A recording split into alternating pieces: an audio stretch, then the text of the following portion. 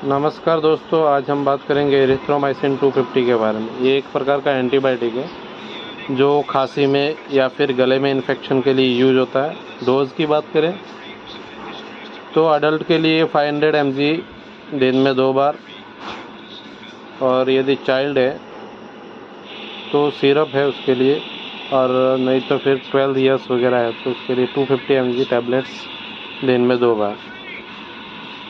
इससे गले में इन्फेक्शन रहेगा तो वो ठीक हो जाता है। इसके साइड इफ़ेक्ट की बात करें तो ज़्यादा कुछ साइड इफ़ेक्ट है नहीं इसके। कभी कभी इससे एलर्जी वगैरह हो सकती है। इसके लिए यूज़ से पहले एक बार डॉक्टर को कंसल्ट अवश्य करें। यह गले के लिए एक बहुत ही अच्छा मेडिसिन है जो इन्फेक्शन को रोक देता है। थैंक यू दोस्तों, जानकारी पसंद आई तो चैनल को सब्सक्राइब करें